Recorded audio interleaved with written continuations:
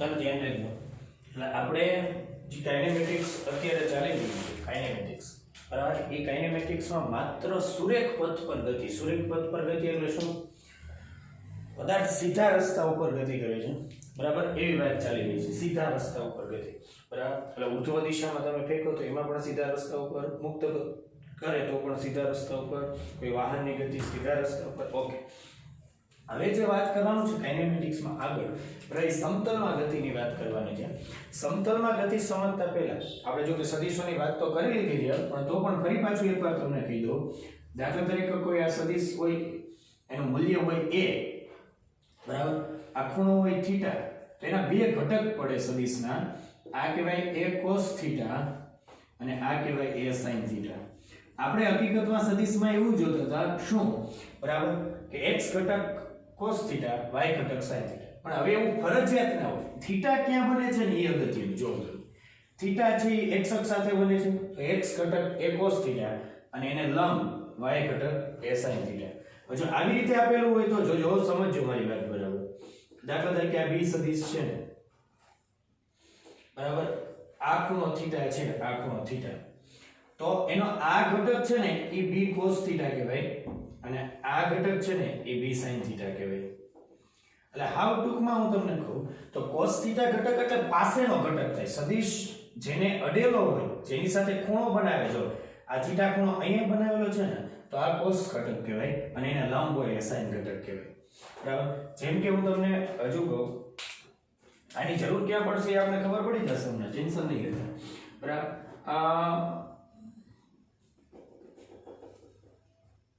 એવું ફરજિયાત નથી કે આપણે અક્ષ જ લેવી પડે, બરાબર. કોઈ પણ જગ્યાએ ઘટક બનાવી શકાય સદિશનો. દાખલા તરીકે આ સદિશનો વેગ છે v, આ ખૂણો થીટા છે, આ ખૂણો, તો જોજો જે ખૂણો થીટા બન્યો છે ને એ ઘટક કહેવાય v cos થીટા. હવે એને લંબ આમ દોરવાનું, સદિશને લંબ નહીં, ઓલા ઘટકને લંબ, એને કહેવાય v sin થીટા. અને સદિશ વચ્ચેથી આવવું જોઈએ, સમજાણું તમને? એટલે સદિશોના બે ઘટક હોય. ક્યાં બે ઘટક? એક cos ઘટક ને એક sin ઘટક. જ્યારે તમારે ઘટકની જરૂર પડતી હોય ત્યારે. હવે તમને એમ થાય કે આ ઘટકની જરૂર ક્યારે પડતી હશે? હું તમને સિમ્પલ વાત કહું, સમજો તમે. પહેલી વસ્તુ તો એ ભાઈ, તમારે છે, બરાબર, ઉત્તર દિશામાં ગતિ કરવી, ઉત્તર દિશામાં અંતર કાપવું હોય. કઈ દિશામાં? ઉત્તર દિશામાં અંતર. તો તમારી પાસે ઉત્તર દિશાનો વેગ હોવો જોઈએ. હાવ સિમ્પલ વસ્તુ છે ને ભાઈ, કે ઉત્તર દિશામાં અંતર કાપવું હોય તો ઉત્તર દિશાનો તમારી પાસે શું હોવો જોઈએ? વેગ હોવો જોઈએ. ઓકે, હવે તમારો વેગ પૂર્વ દિશાનો હોય તો તમે ઉત્તર દિશામાં અંતર ન કાપી શકો. કેમ? તમારી ગતિની દિશા પૂર્વ તરફ હોય તો તમે અંતર તો પૂર્વ તરફ જ કાપશો ને. હાવ સિમ્પલ વસ્તુ છે, બરાબર. એટલે હવે થશે શું ખબર? ક્યારેક ક્યારેક આવી રીતે થશે. જો આપણે ઓમ મેં તમને કીધું તો એમ, ઉપર ઉર્ધ્વ દિશા, નીચે અધો દિશા, આગળ ઉત્તર દિશા, પાછળ દક્ષિણ દિશા, જમણા હાથ ઉપર પૂર્વ દિશા અને ડાબા હાથ ઉપર પશ્ચિમ દિશા, બરાબર. એટલે તમે બેઠા હો એનાથી આગળ તરફ ઉત્તર, પાછળ તરફ દક્ષિણ, જમણા હાથ તરફ પૂર્વ, ડાબા હાથ તરફ પશ્ચિમ, ઉપર ઉર્ધ્વ અને નીચે અધો દિશા. આ ટોટલ 6 દિશાઓ. હવે આપણે આમાં ઉત્તર દક્ષિણ પૂર્વ, એટલે ઉત્તર દક્ષિણ પૂર્વ પશ્ચિમ બધી ગ્રાઉન્ડ ઉપર જ હોય, જમીન ઉપર છે. ઉત્તર, દક્ષિણ, પૂર્વ, પશ્ચિમ, ઉર્ધ્વ, અધો. અને હવે હું જમીન ઉપરની ગતિની વાત કરું છું તો એમાં 4 દિશા થઈ ને, ઉત્તર દિશા, દક્ષિણ દિશા, પૂર્વ દિશા, પશ્ચિમ દિશા, એવી 4 દિશા થશે. ઓકે, પણ આમાં દોરી નહીં શકાય, કારણ કે ઉત્તર આમ આગળ દોરું કેમ? એટલે પછી આપણે આવી રીતે દોરતા હોઈએ છીએ કે આ ઉત્તર દિશા એટલે n, આ દક્ષિણ દિશા એટલે s, આ પૂર્વ દિશા અને આ પશ્ચિમ દિશા એટલે w, વેસ્ટ. ઓકે, હવે હું તમને એમ કહું, સાંભળો, કે કોઈ પદાર્થ છે એને વેગની દિશા આમ છે, તો તમે જોવો તો એના વેગના બે ઘટક પડે કે એક આ બાજુ અને એક આ બાજુ. તો એનો મતલબ આ પદાર્થ બે દિશામાં એક સાથે ગતિ કરશે. કઈ બે દિશામાં? પૂર્વ દિશા અને ઉત્તર દિશા. એટલે આમ જશે, આમ.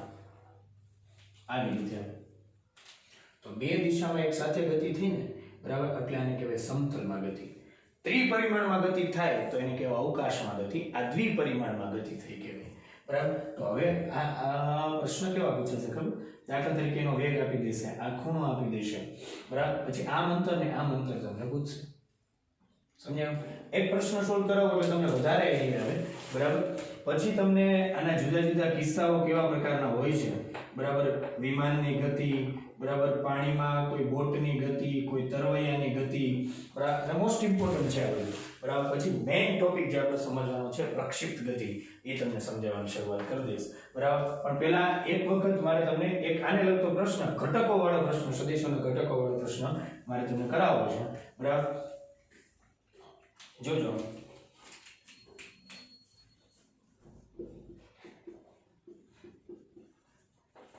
કોઈ કાર 90 કિલોમીટર પ્રતિ કલાક ની ઝડપથી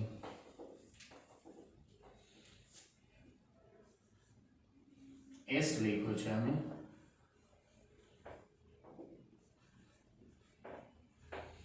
S 37 ડિગ્રી E દિશામાં ગતિ કરે તો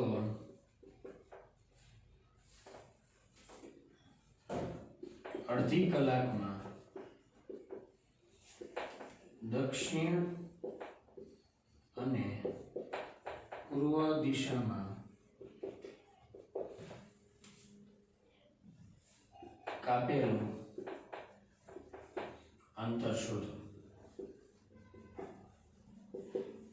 આ S 37 ડિગ્રી પશ્ચિમનો મતલબ શું થાય ખબર S એટલે દક્ષિણ સોરી પૂર્વ S એટલે દક્ષિણ પણ E એટલે પૂર્વ ઈસ્ટ S 37 ડિગ્રી E એટલે આ શું થાય દક્ષિણ સાથે 37 ડિગ્રી પૂર્વ તરફ એટલે આ દક્ષિણ એની સાથે 37 ડિગ્રી પૂર્વ તરફ આમ એ દિશામાં ગતિ કરે તો આપણે અડધી કલાકમાં અંતર એટલે તો શું હોય વેગ ગુણ્યા સમય કારણ કે આમાં પ્રવેગી ગતિ નથી જો પ્રવેગી ગતિ હોય તો અંતર કેમ મળે ut + ½ at સ્ક્વેર બરાબર ને પણ આમાં પ્રવેગી ગતિ નથી એટલે તો ડાયરેક્ટ અંતર બરાબર શું વેગ ગુણ્યા સમય એટલે જોજો પણ લોચો શું છે દક્ષિણ દિશાનું અંતર અને પૂર્વ દિશાનું અંતર આપણે મેળવવાનું છે અને આનો વેગ છે એ માત્ર દક્ષિણમાં નથી માત્ર પૂર્વમાં પણ નથી એટલે વેગના ઘટકો લેવા પડશે બરાબર એટલે આ તમારી દક્ષિણ દિશા આ તમારી પૂર્વ દિશા અને વેગ છે એ આ દિશામાં છે સમજાણો તમને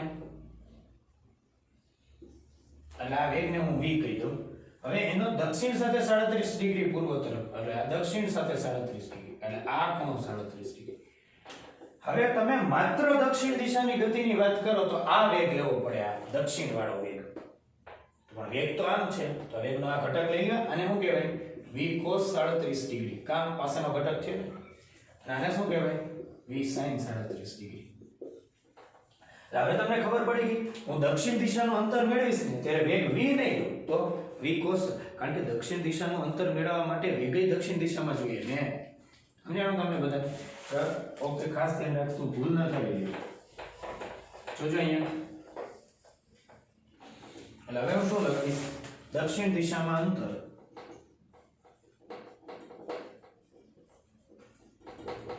દક્ષિણ દિશામાં અંતર અંતરને તમે d કહી દો x કહી દો y કહી દો ગમે તે ચાલે વેગ ગુણ્યા સમય પણ દક્ષિણ દિશાનો વેગ એટલે vs લખો વેલોસિટી ઇન સાઉથ ડિરેક્શન દક્ષિણ દિશાનો વેગ તમે શું લખશો v cos 38 ડિગ્રી ગુણ્યા સમય કલાકમાં જ છે તો પછી ઝડપ કિલોમીટર પ્રતિ કલાકમાં રાખો તો ચાલશે વેગ કેટલો છે 90 કિલોમીટર પ્રતિ કલાક cos 37 ની કિંમત 4/5 સમય કેટલો છે અડધી કલાક ઓકે 90 ભાગ્યા 2 એટલે 45 9 5 45 એટલે અહીંયા 9 આવશે 36 કિલોમીટર એટલે આ 36 કિલોમીટર અંતર કાપશે કઈ દિશામાં 36 કિલોમીટર અંતર કઈ દિશામાં કાપશે દક્ષિણ દિશામાં સમજાણું હવે આવી જ રીતે કઈ દિશામાં પૂર્વ દિશામાં અંતર કઈ રીતે મળશે વેગ ગુણ્યા સમય પણ આમાં વેગ કયો લેવાનો પૂર્વ વાળો તો પૂર્વ દિશામાં વેગ કેટલો લખું v sin 37 ડિગ્રી ગુણ્યા t એડી વેગ 90 sin 37 3/5 અને સમય 1/2 27 કિલોમીટર સમજાણો તમે અને કુલ અંતર મેળવવું હોય તો કુલ અંતર તો ડાયરેક્ટ વેગ ગુણ્યા સમય આમ આ બેનો સરવાળો ના થાય હકીકતમાં દક્ષિણ દિશામાં પૂર્વ દિશામાં જતો જ નથી આમ દક્ષિણ અને પૂર્વ વચ્ચે આમ આ ખૂણો બને એ જ દિશામાં જાય છે સમજાણો તમે ડાયરેક્ટ વેગ ગુણ્યા સમયથી તમે આ અંતર મેળવી શકો આખું અંતર પણ મને અહીં દક્ષિણ દિશાનું પૂર્વ દિશાનું પૂછ્યું હતું બરાબર અથવા જો આ બે અંતર છે ને એ પરસ્પર લંબ હશે એક અંતર આમ હશે એક અંતર આમ હશે બરાબર તો આને પાયથાગોરસ કરી નાખો √36 નો વર્ગ એટલે +27 નો વર્ગ તોય કુલ અંતર મળી જાય તમને ઓકે ખબર પડી તમને પ્રશ્ન હજી આમાં મેં જો વચ્ચે પવન એ ફૂંકાતો હોત બરાબર તો પછી એની ઝડપ એ ધ્યાનમાં લેવી પડે બરાબર એટલે એવા પ્રશ્નો તો હજી કરાવીશ તમને પણ મારે પહેલા તમને પ્રક્ષેપ ગતિ કરાવવાની આ ટોપિક સમજમાં આવ્યો ને તમને આ જ પ્રશ્ન હોત અને ઉત્તર દિશાનું અંતર પૂછ્યું હોત તો શૂન્ય આવત કારણ એની ગતિની દિશા જ દક્ષિણ અને પૂર્વ બાજુ છે સમજાણો તમને એટલે દક્ષિણ અને પૂર્વ દિશામાં જ અંતર કાપી શકે આમાં ઉત્તર દિશામાં કાપેલું અંતર 0 આવત ઉર્ધ્વ દિશામાં 0 આવત અધ્વ દિશામાં 0 આવત પશ્ચિમ દિશામાં 0 આવત સમજાણો તમને એ દક્ષિણ અને પૂર્વ તરફ જ ગતિ કરે છે એટલે જે તરફ વેગની દિશા હોય એ તરફ ગતિ કરી શકે સમજાણો તમને બધાને ઓકે ચાલો તમે એક પ્રશ્ન સોલ્વ કરી નાખો તમને આપું છું હોમવર્કમાં એક જોઈ લો જરાક કોઈ કાર 144 કિલોમીટર પ્રતિ કલાકની ઝડપથી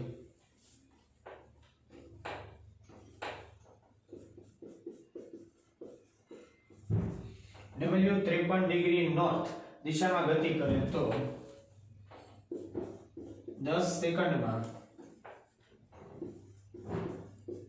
નોર્થ અને વેસ્ટ દિશામાં કાપેલું અંતર શોધો અને મીટરમાં આપેલા છે જવાબ બરાબર હોમવર્કમાં છે તમે ટ્રાય કરજો ઓકે તો ખાસ ધ્યાન રાખજો એટલે સદીશોની જો આમાં જરૂર પડી ને સદીશો ઉપરથી તમને ખબર પડી ને કે વેગનો ઘટક v cos θ લેવો કે v sin θ લેવો બરાબર જો સદીશો ના આવડતું હોય તો આ ના આવડે તો અઘરું પડી જાય ભાઈ ફૂલ અઘરું પડી જાય ઓકે હવે પ્રક્ષિપ્ત ગતિની વાત કરવી તમે જેડબલઈ માટે નીટ માટે કે જેડબલઈ એડવાન્સ માટે 12મા ધોરણના અને 11મા ધોરણના ફિઝિક્સના બધાય ચેપ્ટર નહીં પણ ખાલી કોક એમ કે ને કે ખાલી 10 મોસ્ટ ઇમ્પોર્ટન્ટ ટોપિક ક્યાં એમ ટોપિક આખા ચેપ્ટર નહીં બરાબર 11મું 12મું આખું ફિઝિક્સ ભેગું થાય તેમાં પ્રક્ષિપ્ત ગતિનો સમાવેશ થાય સમજાણો કે નહીં તમને એટલે પ્રક્ષિપ્ત ગતિ મોસ્ટ એટલે મોસ્ટ ઇમ્પોર્ટન્ટ છે બરાબર અને એના કિસ્સાઓ બધા બહુ સુપર એમ તો ઘણું બધું સમજવા જેવું છે પ્રક્ષિપ્ત ગતિમાં ધ્યાન રાખજો બરાબર ઓકે પ્રક્ષિપ્ત ગતિ કહેવાય કોને કે કોઈ પદાર્થને તમે અમુક ખૂણે ફેંકો જો અમુક ખૂણે એટલે આમ તમે કોઈ ક્રિકેટમાં બરાબર બોલનો તમે ઘા કરો બરાબર તો તમે જોયું હશે કે ક્રિકેટમાં બોલનો ઘા કરો ને બોલ આવી રીતે જશે આવી રીતે બરાબર પછી ઓલી તોપ હોય તોપ બરાબર એમાંથી ઓલો ગોળો છૂટ્યા એ આવી રીતે જાય છે આવી રીતે આમ ગતિ આ પ્રક્ષિપ્ત ગતિ કહેવાય અમુક ખૂણે તમારે પદાર્થને ફેંકવાનો છે બરાબર તેમાં બે ગતિ ભેગી થઈ કઈ બે ગતિ એની ચર્ચા કરીએ ખાસ ધ્યાન રાખજો અને મેં જેટલા સૂત્રો આપું છું એ સૂત્રો ખાસ ધ્યાનપૂર્વક સમજજો ઓકે જો એટલે આ જમીન છે રેડી જમીન છે આની સાથે આ દિશામાં એટલે આ દિશા છે એમાં u વેગથી થીટા ખૂણે પદાર્થને ફેંકો કેટલા વેગથી u વેગથી થીટા ખૂણે પદાર્થને ફેંકો એટલે પદાર્થનો ગતિમાં ગાવો બનશે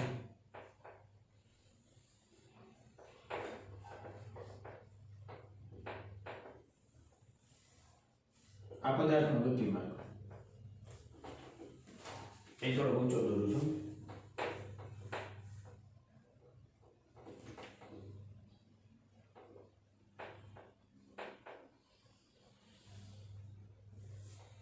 આ પદાર્થનો ગતિમાર્ગ રેડી બ્લેક કલરનો છે અને ગતિની દિશા શરૂઆતમાં આમ હતી પછી આમ પદાર્થ આમ થઈને નીચે પડશે જમીન ઉપર અહીંયા તમે જોઈ શકો છો કે પદાર્થનો પ્રારંભિક વેગ u છે મેં આમ લખ્યો હતો થીટા ખૂણે તો u ના બે ઘટક પડશે જો એક ઘટક આ u cos થીટા અને એક ઘટક આ u sin થીટા આ કેમ u cos થીટા કારણ કે જમીન સાથે આમ ખૂણો લીધો ને આ જે દિશા હોય ને આ દિશામાં ગતિ આડી ગતિ કહેવાય ને સમક્ષિતિજ ગતિ કહેવાય ને સમક્ષિતિજ ગતિ જમીનને સમાંતર હોય પૃથ્વીની સપાટીને સમાંતર અને જે આમ ઉપર નીચેની ગતિ હોય ને એને શિરોલંબ ગતિ આપણે નામ આપશું તો આ u cos થીટા અને u sin થીટા એના વેગના બે ઘટકો છે તો u cos થીટા ના કારણે પદાર્થ આગળ જશે એટલે આ કોના માટે જવાબદાર કહેવાય આ સમક્ષિતિજ ગતિ માટે જવાબદાર કહેવાય એટલે આ u cos થીટા છે ને એને શું કહેવાય ખબર સમક્ષિતિજ વેગ ઘટક આના કારણે પદાર્થ સમક્ષિતિજ ગતિ કરે અને આને શું કહેવાય આને u sin થીટા ને શિરોલંબ વેગ ઘટક અને આમાં આપણે હવાનો અવરોધ એટલે કે હવાનો અવરોધક બળ અવગણીએ છીએ બરાબર એટલે આ જે સમક્ષિતિજ ગતિ છે ને સમક્ષિતિજ ગતિ એ અચળ ગતિ થઈ અચળ વેગથી ગતિ નિયમિત ગતિ શું કામ બળ જ ના લાગે આમ ક્યાં કઈ બળ જ લાગે છે પદાર્થ ભલે આમ ગમે તેમ જે હવાનો અવરોધક બળ પવન એ બધું આપણે અવગણ્યું છે અત્યારે જો એ હોત તો અસર કરત એ વાત કરશું આપણે પછી આના વિશિષ્ટ કિસ્સાઓમાં પણ જે ઉપરવાળી ગતિ છે ને આ શિરોલંબ ગતિ બરાબર એ અચળ વેગથી નહીં થાય શું કામ ગુરુત્વાકર્ષણની વિરુદ્ધ દિશામાં કે પદાર્થ ઉપર જતો હોય તો નીચે એને ગુરુત્વાકર્ષણ બળ લાગશે ને બરાબર એટલે ખાસ ધ્યાન રાખજો એટલે આ પ્રતિપ્રવેગી અથવા પ્રવેગી ગતિ પ્રવેગી ગતિનો જે ભાગ છે ખાલી પ્રવેગ ઋણ લેવાનો એટલે શિરોલંબ ગતિ છે ને પ્રવેગી ગતિ થશે પણ આ સમક્ષિતિજ ગતિ છે કેવી ગતિ થશે અચળ વેગથી કોઈ પૂછે શા માટે તો તમારે શું કહેવાનું તો શું તમારે કહેવાનું ભાઈ કે સમક્ષિતિજ દિશામાં ક્યાં કોઈ બળ લાગે છે જે બળ લાગે છે એ તો શિરોલંબ ગતિને લાગે છે કારણ કે ગુરુત્વાકર્ષણ આમ ત્રાસું નથી લાગતું આમ નીચે તરફ લાગતું હોય તો શિરોલંબ ગતિ જે પદાર્થની ઉપર તરફ છે એ પ્રવેગી ગતિ થશે એટલે કે પ્રવેગ ઋણ હશે એનો વેગ ઘટતો જશે ગુરુત્વાકર્ષણની વિરુદ્ધ દિશામાં થાય છે એટલે હવે હું શું કરીશ ખબર અને આ બે ગતિ ભેગી થતી હોય એક સાથે થતી હોય એવું નથી કે પહેલા પદાર્થ આમ આગળ જાય પછી ઉપર નીચે જાય એવું નહીં બે વસ્તુ એક સાથે જ થતી હોય બરાબર પણ પહેલા હું સમક્ષિતિજ ગતિ સમજાવીશ પછી શિરોલંબ ગતિ સમજાવીશ પછી બેને ભેગા કરી દઈશ સમજાણો તમને સમક્ષિતિજ ગતિ અને શિરોલંબ ગતિ એ બેનું મિશ્ર જે સ્વરૂપ છે ને એને કહેવાય પ્રક્ષિપ્ત ગતિ તો કોઈ પૂછે પ્રક્ષિપ્ત ગતિ એટલે શું બરાબર કે જ્યારે કોઈ પદાર્થને હવામાં સપાટી સાથે અમુક ખૂણે ફેંકવામાં આવે ત્યારે તે સમક્ષિતિજ દિશા અને શિરોલંબ દિશામાં એકી સાથે ગતિ કરે છે આવી સમતલીય ગતિને પ્રક્ષિપ્ત ગતિ કહે છે સમતલીય ગતિ છે બે દિશામાં એક સાથે ગતિ હવે આપણે આ પ્રક્ષિપ્ત ગતિ માટે આ જે દિશા છે એને x કહી દઈએ અને આ જે દિશા છે એને y કહી દઈએ બરાબર એટલે સમક્ષિતિજ ગતિની દિશા એટલે x અક્ષની દિશા અને શિરોલંબ ગતિની દિશા એટલે y અક્ષની દિશા સમજાયું તમને ઓકે તો પહેલા એક કામ કરીએ ને અને આ બે ગતિ પાછી એક સરખી નથી કારણ કે એક અચળ વેગથી થાય છે ને એક પ્રવેગી ગતિ થાય છે ઘણા કે હમણાં તમે કહેતા હતા પ્રતિપ્રવેગી પ્રવેગનો જે ભાગ છે ખાલી ઋણ દેવાનો હોય બીજું કાંઈ ના હોય એટલે પહેલા હું ચર્ચા કરીશ સમક્ષિતિજ ગતિની સમક્ષિતિજ ગતિ એટલે x અક્ષ પરની ગતિ જો ખાલી સમક્ષિતિજ ગતિ છે ખાલી સમક્ષિતિજ ગતિ એને તમે સુરેખ પથ પર ગતિ પણ કહી શકો કહી જ કઈ શું કામ ના કહી શકાય ખાલી સમક્ષિતિજ ગતિને ઓકે ચલો આમાં બધું એક પછી એક લખવા માંડીએ આમાં પ્રારંભિક વેગ કેટલો આવશે u નહીં કહું u ના સફિક્સમાં x u cos θ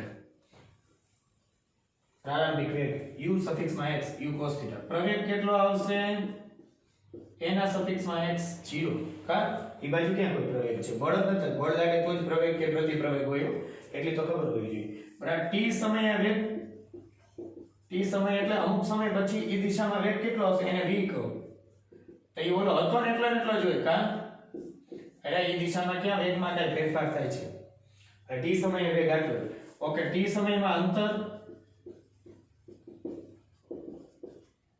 અંતર એટલે કેટલો આગળ જાય પદાર્થ અંતરને x કહેશું આપણે x દિશામાં છે એટલે વેગ ગુણ્યા સમય. કેમ વેગ ગુણ્યા સમય લઈ? આપણે તો હતું ut પ્લસ હાફ એટી એ આવે ને, એ હું ક્યાં ના પડું, પણ એ પ્રવેગી કે પ્રતિપ્રવેગી ગતિમાં આવે ભાઈ. બરાબર, અચળ વેગથી ગતિ થતી હોય ને એમાં અંતર ડાયરેક્ટ જ હોય, વેગ ગુણ્યા સમય. ઓકે, વેગ કેટલો લખવાનો? u cos θ અને સમય લખવાનો t. હવે ગમે ત્યારે તમારે ખાલી સમક્ષિતિજ અંતર મેળવવું હોય તો સૂત્ર શું? u cos θ * t. આ માત્ર કઈ ગતિની વાત ચાલે છે? સમક્ષિતિજ ગતિ. હવે શિરોલંબ ગતિ. શિરોલંબ ગતિ એટલે કઈ અક્ષ ઉપર? y અક્ષ પર. સમજ્યા? y અક્ષ પર. આમાં પ્રારંભિક વેગ શું લખશું? u સફિક્સ માં y, u sin θ. બરાબર ને? આમાં પ્રારંભિક વેગ u sin θ. જો આ u છે ને, u એ તો આખી પ્રક્ષિપ્ત ગતિનો પ્રારંભિક વેગ છે. u cos θ સમક્ષિતિજ ગતિનો પ્રારંભિક વેગ અને u sin θ શિરોલંબ ગતિ. ઓકે, આમાં પ્રવેગ શું લખશું? -g. હકીકતમાં અહીંયા સુધી જ -g હશે, પછી +g હશે, પણ આપણે ગતિની ચર્ચા અહીંયા સુધી જ કરશું, પછી તો ખાલી રિપીટ કરી દઈશું. પછી આનું ડબલ કરી દેવાય ને બધું, પછી એનું જ પાછું થતું હોય. આ પ્રવેગ -g. ઓમ આવે -n + g. -g અડધે સુધી, પછી +g. મહત્તમ ઊંચાઈ પહોંચી ગયા પછી નીચે આવવાનું શરૂ કરે પછી +g. પણ આપણે અડધી સુધીની જ ગતિની વાત કરવાની છે પછી. ઓકે, આમાં વેગ અચળ ના હોય હો ભાઈ, t સમયે વેગ. આમાં વેગ મેળવવો પડે v = u + at થી.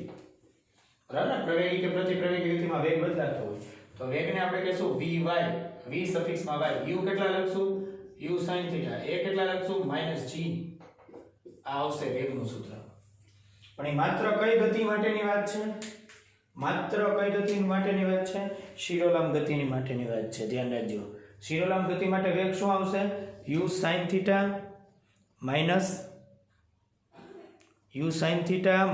gt. અને એમની હમણાં પ્રવેગ કેમ માઇનસ લીધો આપણે? પ્લસ પણ હોય આમાં તો. અરે ભાઈ, પ્લસ પણ હોય પણ એ અડધે પછી હોય ને, મહત્તમ ઊંચાઈ પહોંચ્યા પછી. અને આપણે અડધી જ ગતિ સુધી વાત કરશું, પછી તો ડબલ કરી નાખશું.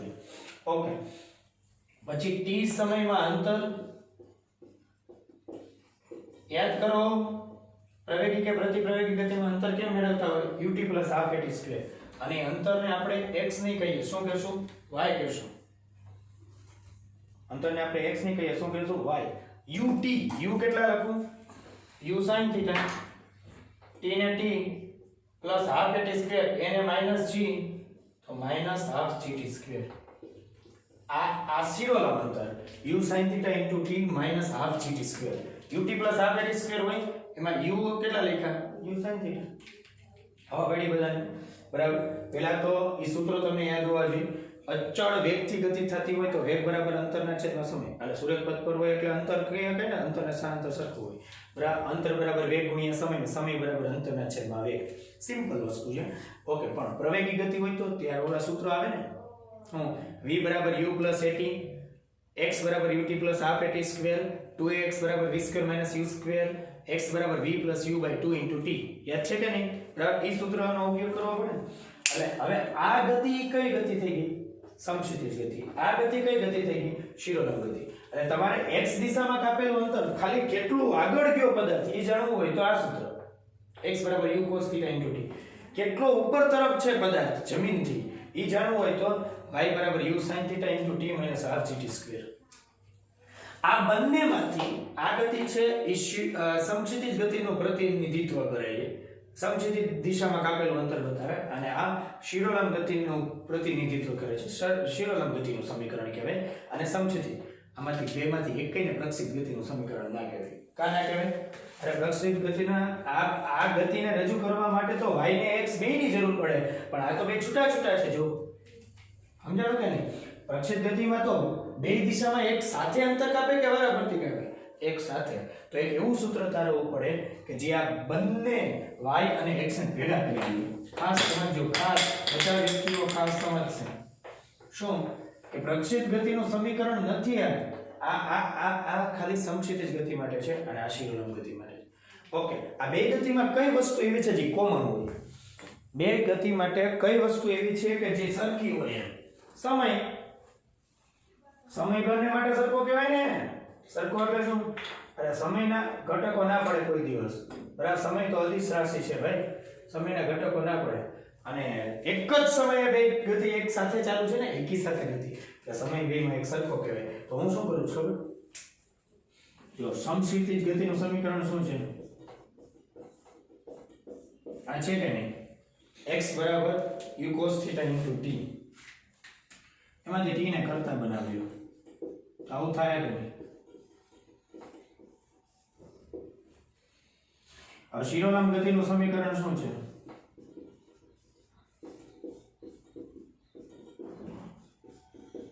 રેડી? હવે આમાં t ની કિંમત મૂકી દો, ઓલી x વાળી. કારણ કે આપણે વાત થઈ ને કે t તો બે માં હરખો જ. t ની જગ્યાએ